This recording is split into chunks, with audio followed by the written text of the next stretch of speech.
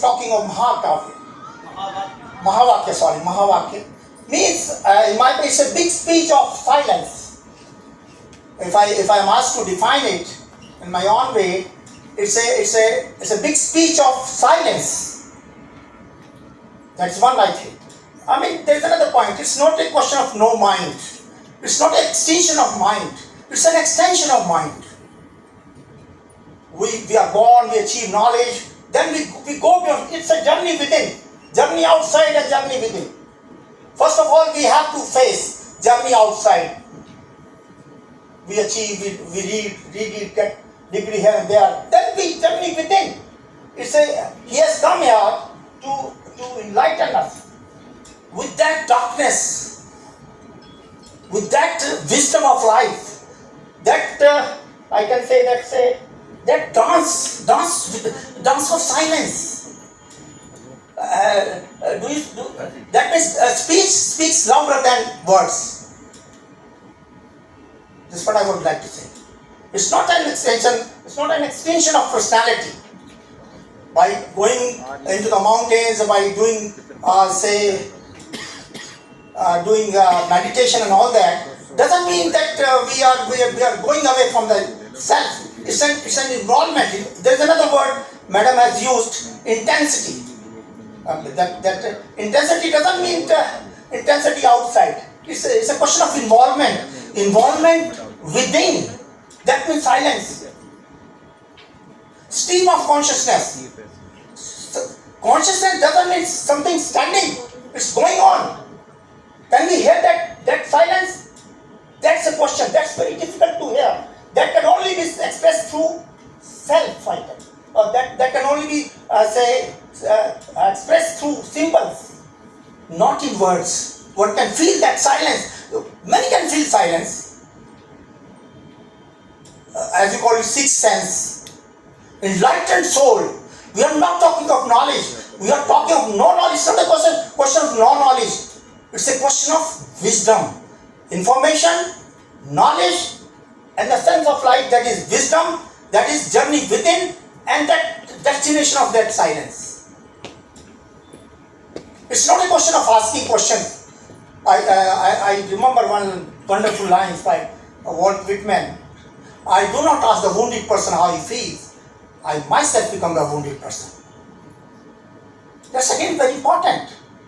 I remember one more couplet by William Wordsworth.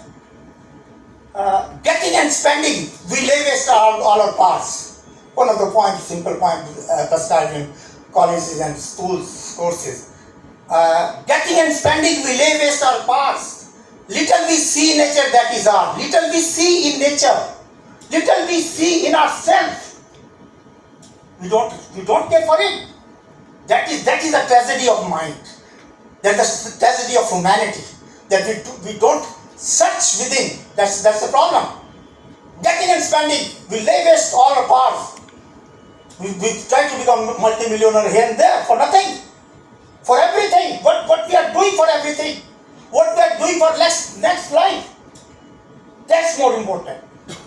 And that's He has come here to enlighten us. And the spirit of coming of this great soul before us means sharing of that silence, which we fail to, in my opinion. Thank you very much. Thank you very much. Sharing your perspective, sir. Thank you once again. ने क्या सीखा? उसने बताना शुरू किया कि आचार्य शंकर ने वेदांत में ये कहा है, अहम ब्रह्मास्मि तत्त्वमसि सर्वं खलमिदं ब्रह्म। फिर उसने दूसरे आचार्यों को कोट किया। पिता ने फिर पूछा कि तुमने क्या सीखा? उसने सोचा कि शायद आचार्य शंकर से बात नहीं बनी। उसने किसी दूसरे आचार्य को कोट किया कि मध्व संप्रदाय के जो आचार्य हुए हैं उन्होंने ये कहा है, ये सिद्धांत का। पिता ने फिर पूछा तुमने क्या सीखा?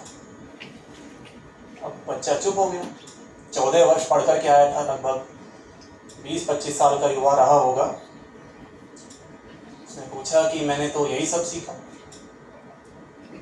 पिता ने कहा ये तो तुमने उद्धृत कर दिया। आचार्य शंकर ने क्या कहा, वल्लभाचार्य ने क्या कहा, निम्बार्काचार्य ने क्या कहा, सांख्य ने क्या कहा है, ये तो तुमने दर्शन कोट कर दिए।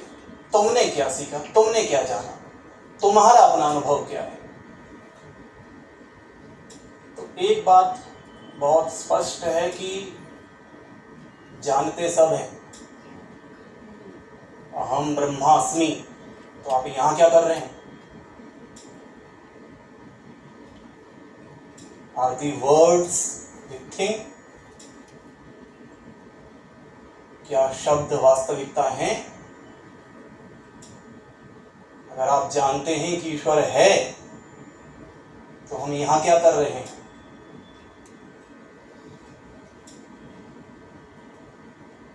मैं आरंभ करना चाहूँगा, क्षमा कीजिएगा, शुरुआत कहीं और से करनी। जब तक हम युवा होते हैं तब तक हमारी खोज जारी रहती है, और वह खोज अलग अलग पदार्थों में, अलग अलग वस्तुओं में हम देखते हैं। एक बड़ी अच्छी शायरी कहूँगा मैं, बड़ी अच्छी है, मुझे पसंद आई। फितूर होता है हर उम्र में जुदा जुदा, फितूर होता है हर उम्र में जुदा जुदा, खिलौने इश्क पैसे फिर खुदा खुदा। हम सभी अपने अनुभव से ये बात जानते हैं कि बचपन खिलौनों में बीत गया, जवान की जवानी आई तो इश्क हुआ, उसके बाद पैसे, उसके बाद में पोजीशन, और अब हे भगवान बचा। This is the quest. भारतीय संस्कृति किसी थ्योरी पर आधारित नहीं है, सिद्धांत नहीं है यहाँ पर। ये तो खोज के लिए आपको प्रेरित करती है, और ये बस प्रेरित करती है, खोजना तो हमें ही है।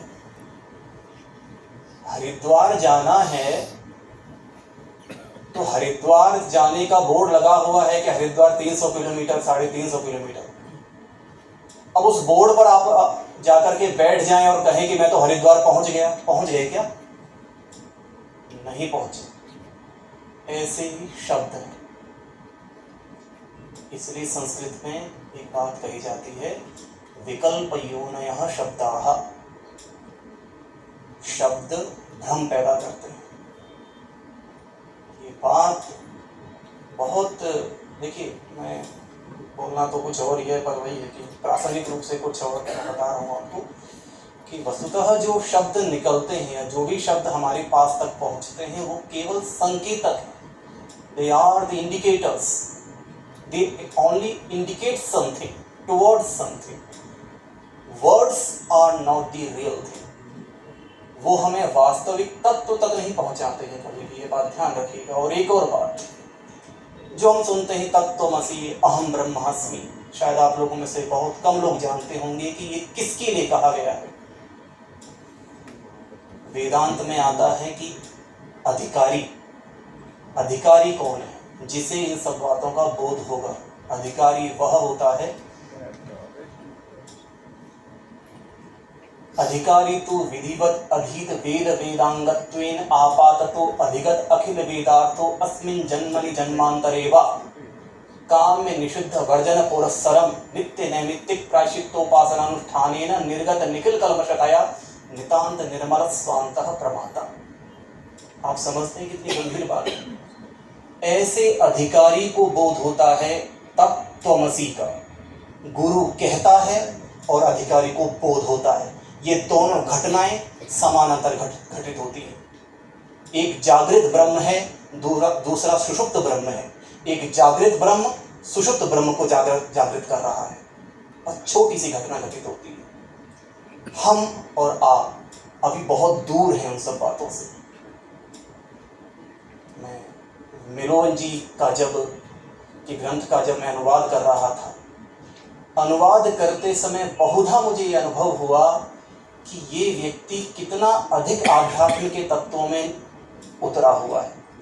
जो बातें, जो आध्यात्मिक चीज़ें हमारी संस्कृति के प्रत्येक शास्त्र में विद्यमान हैं, उन शास्त्रों को इन्होंने अधिगत किया है।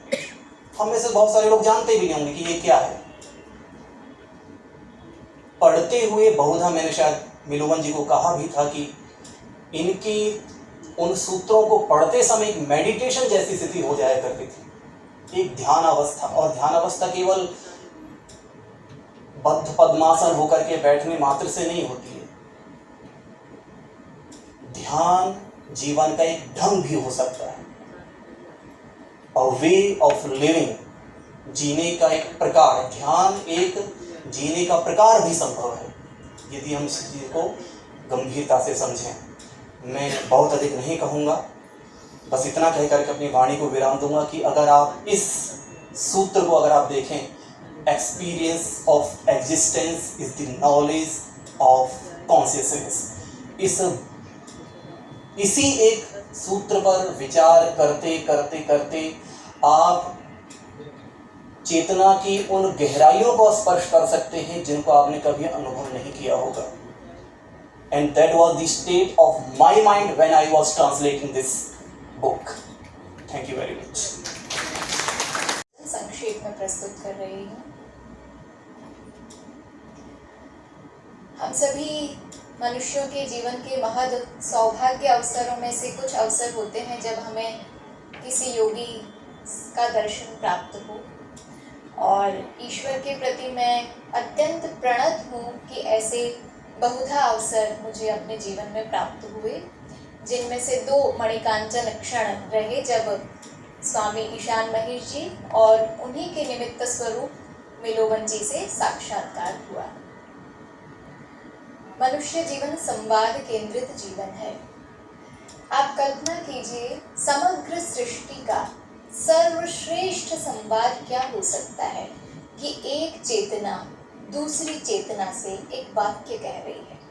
अभी हमने बार बार छांदोग्य उपनिषद के उस वाक्य को सुना, तत्त्वमसि, समग्र सृष्टि का सर्वश्रेष्ठ संवाद। इस छोटे से वाक्य को महावाक्य ऐसी संज्ञा इसलिए दे दी गई क्योंकि ये मनुष्य को पराकोटि तक ले जाता है, और हम चूंकि संवाद केंद्रित हैं इसलिए हम आत्मगत संवाद भी करते हैं।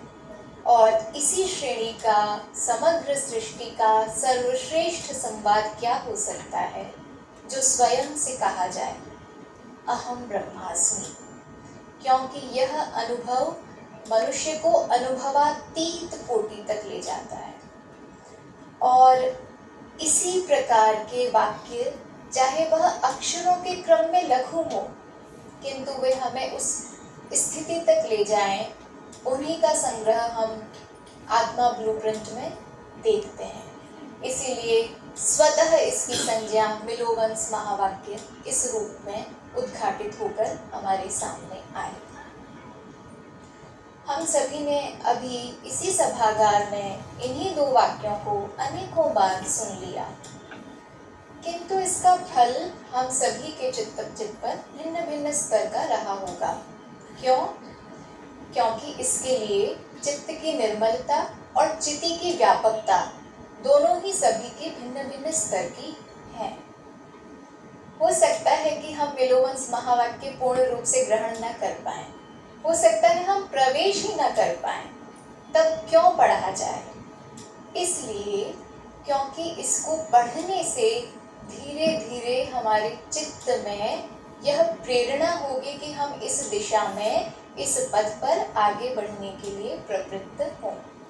मैं ये सारे वाक्य अपने अनुवाद के समय के अनुभव के आधार पर कह रही हूँ। और ये कैसे प्रवृत्ति होती है, एक कविता का अंश है, नहीं सुनी यह कहानी अनहद की झंकार क्या है, कोई मुझको तो बताए क्षितिज के उस पार क्या है। और धीरे धीरे अनुवाद करते करते देखें हम कहाँ तक पहुँचते हैं, कैसे हम अपने चित्त, मन, बुद्धि, अहम और फिर उस परम तत्व तक पहुँचते हैं। हम सभी ने यह पंक्तियाँ सुनी है, भला हुआ मोरी गगरी टूटी, मैं पनिया भरन से छूटी।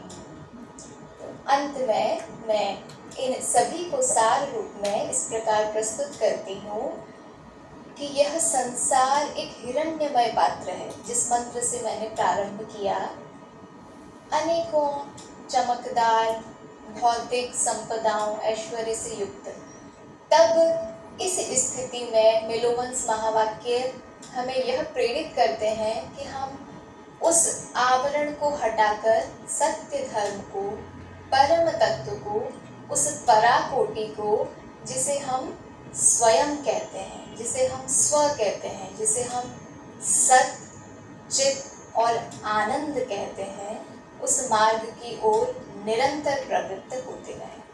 धन्यवाद।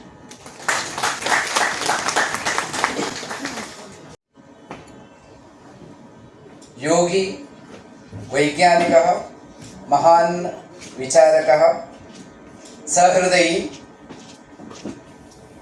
सरल व्यक्तित्वस्य धनी माननीयः मिलोवन महोदयः। वस्तुतः सूर्यस्य सम्मुखे दीपप्रकाशनं यथा, अब इनके बाद बोलने का मेरा यही रहेगा। सभी विभूतियों ने जो बोलना था सब बोल दिया है, फिर भी जैसे आदेश हुआ है, मम अनुभवम अहम कथयामि। यथा मिलोवन जी वाक्य महावाक्यमस्ति, अत्र लिखितमस्ति, experience of existence is the knowledge of consciousness. अर्थात अस्तित्वस्य अनुभवः एव चैतन्यस्य ज्ञानम्। इसे एकदम इंग्लिश से संस्कृत में भाषांतरित करने के लिए पहले तो मेरा साहस बढ़ाना पड़ा मुझे। तथा आंग्लभाषायाः संस्कृतभाषायाः बहु अन्तरमस्ति। तस्य भाषायाः स्ट्रक्चर् भिन्नमस्ति।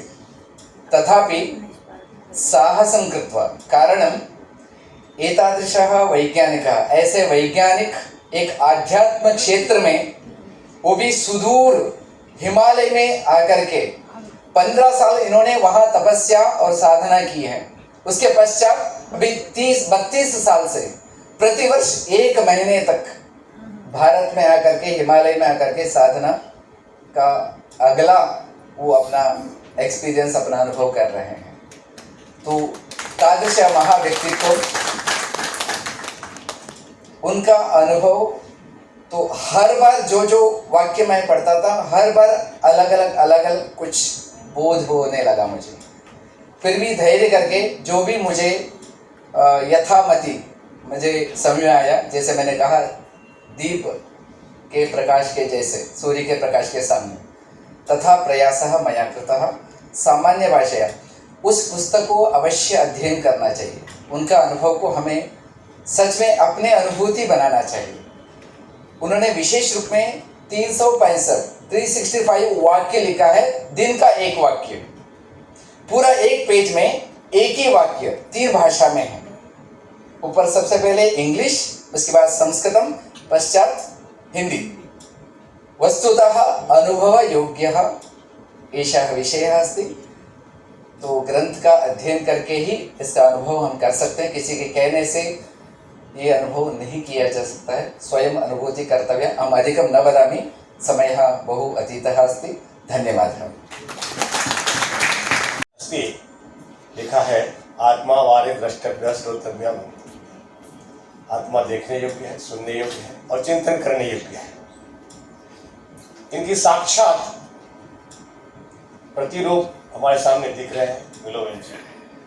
कभी हम लोग मंत्र दृष्टा बोलते थे, ऋषियों मंत्र दृष्टा रहा, हमारे ऋषि मंत्र दृष्टा होते हैं। इन्होंने ये मंत्र को देखा। जब वे अपने तपह स्वाध्याय में जब लीन होते थे तो इन्होंने मंत्रों को देखा है। और ये कोई बड़ी बात नहीं कि आज की ये परंपरा है, ये हमारे ऋषियों की परंपरा रही है। उनके सामने जैसे आज टीवी पे जब न्यूज चलता है तो नीचे एक पंक्ति चलती है, देखते होंगे न्यूज का, ठीक वैसे ही हमारे ऋषियों के सामने उनकी जो ये स्क्रीन है और उनकी जो डिवाइन आई था, दिव्य नेत्र था, उनके सामने ये स्क्रीन पे वो मंत्र दिखाई देते थे और उनकी अनुभूति वो अपने लेखनी के माध्यम से, लेखनी नहीं, वो तो श्रुति परंपरा थी, सुनकर उनको आत्मसात करते थे, फिर वो वितरित करते थे, वितरण करते थे। साक्षात यही अनुभव है। जो तपा स्वाध्याय में लीन होंगे, जो तप में लीन होंगे, उनकी ऐसी ही अनुभूति होगी। इसी अनुभूति का साक्षात पर्यायवाची है हमारे विलोम जी। तो मैं अधिक नहीं बोलूँगा। तो आत्मा के बारे में तो ये आश्चर्य की बात है कि हम लोग नहीं समझ पा रहे, खास करके भारतीय, जहाँ से आत्मा के बारे में ना जाने कितने विद्वान, पाश्चात्य के विद्वान इसी पर अपनी थीसिस, पीएचडी और क्या क्या नहीं करेंगे, लेकिन हम उसके बारे में कभी चिंतन नहीं करते। यह हमारी परंपरा है, बाहर की परंपरा नहीं। इस परंपरा को मिलोविन जी ने आकर के अपनाया है और हमें बता रहा है अपने आत्मा रिशेड के माध्यम से आत्मा की पुनर्स्थापना हो सकती है। तो यहाँ बैठे हुए सारे आत्माओं से निवेदन है कि अपने आत्मा को पुनर्स्थापित करें। जय आत्मा को मेरी राम राम। आप सभी यहाँ उपस्थित हैं, उसका सबसे बड़ा कारण है कि हमारे जो पूर्व जन्मों के संचित पुण्य हैं वे आज प्रकट हुए हैं। आप जिन महान विभूति का दर्शन कर रहे हैं, वर्षों हिमालय में इन्होंने साधना की, वैज्ञानिक हैं और उसके साथ साथ एक महायोगी भी हैं। धन इनके पास, हिमालय में जाकर ये वर्षों साधना करते रहे और जिसका फल आप सबको इस समय प्राप्त हो रहा है। तो इस सौभाग्य को सराहना है। अनेक जन्मों का फल इस समय यहाँ पर प्राप्त हुआ है। एक गीत सुना होगा, बड़ा प्रसिद्ध गीत है, होठों से छू लो तुम मेरा गीत अमर कर दो। क्यों कहा ऐसा? कि मोहम्मद रफ़ी साहब ने जिस गीत को छू लिया, लता जी ने जिसको छू लिया, तो वो अमर हो गया। तो स्पर्श की महिमा है। मैंने अनुभव किया हिमालय में ऐसे ऐसे महायोगी हैं जिनका एक स्पर्श पाने से सब कुछ भीतर का रूपांतरित हो जाता है, लेकिन हमारा स्वीकार भाव होना चाहिए सबसे बड़ा। यदि हम रिसेप्टिव नहीं हैं तो वो शक्ति काम नहीं करेगी बिल्कुल भी। इस समय इन्होंने कहा रिफ्रेशमेंट रखनी है, मैं कुछ नहीं बोला, मैंने कहा अच्छी बात है रखो, पर वो रिफ्रेशमेंट अब रिफ्रेशमेंट नहीं रहेगी, वो प्रसाद बनेगी, क्योंकि मिलोवन जी अपना स्पर्श करके आप सबको उसे प्रदान करेंगे और प्रसाद रूप में आप उसे ग्रहण कीजिए। तो हमारे रामकृष्ण परमहंस कहा करते थे कि जब तक प्रसाद ना मिले तब तक किसी भी चीज़ की प्राप्ति नहीं होती। इसीलिए हमारी संस्कृति में प्रसाद की बड़ी महिमा है, सब जगह महिमा है प्रसाद की। तो अब आप सबको मिलोवन जी अपने हाथों से प्रसाद वितरित करेंगे, मेरा उनसे निवेदन है। और आप इन सौभाग्यशाली क्षणों को अपने भीतर संजो लीजिए, जैसे कि कस्तूरी का मृग अपनी नाभि में सुगंध को समोए रहे।